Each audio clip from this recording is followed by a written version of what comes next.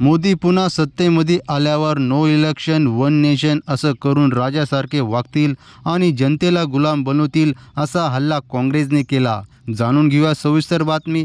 त्याआधी व्हिडिओला करा लाईक, चॅनलला करा सबस्क्राईब। काँग्रेसचे नेते नाना पटोले यांनी नरेंद्र मोदी यांच्यावर केले गंभीर आरोप। लोकसभा निवडणुकीमध्ये भाजपाचे नेते मोदींच्या नावाने मते मागतात। मोदींनी महागाई वाढवली, शेतकऱ्यांना उद्ध्वस्त केलं, बेरोजगारी वाढवली, मग मोदींना मत का द्यायचे असा सवाल नाना पटोले यांनी केला। मोदी पुन्हा सत्तेमध्ये आले तर वन नेशन नो इलेक्शन असं करून राजासारखे वागतील, जनतेला गुलाम बनवतील असे नाना पटोले म्हणाले। मोदींनी सत्तेत येण्याआधी भरघोस आश्वासने दिली होती। दरवर्षी 2 कोटी नोकरी देणार, शेतीचे उत्पन्न दुप्पट करणार, नोकरदारांना भरती करणार असे आश्वासन दिले होते, परंतु मोदींनी त्यापैकी एक देखील आश्वासन पूर्ण केले नाही असे पटोले म्हणाले। मोदींनी नोकऱ्या दिल्या नाही तर ज्या नोकऱ्या होत्या त्या देखील गमाव्या लागल्या असे पटोले यांनी सांगितले। राज्यातील तरुण अनेक स्पर्धा परीक्षा देत आहे,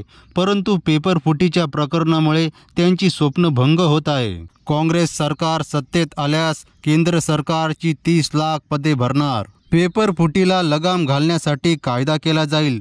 पदवीधरांना दरवर्षी 1 लाख रुपये मिळणार अशी हमी दिली जाईल। गरीब महिलांना दरवर्षी 1 लाख रुपये देणार, शेतकऱ्यांना कर्जमाफी मिळणार असे नाना पटोले म्हणाले। त्यामुळे लोकांनी या लोकसभा निवडणुकीला काँग्रेस आणि इंडिया आघाडीला मत देऊन विजयी करावे असे नाना पटोले यांनी आवाहन केले।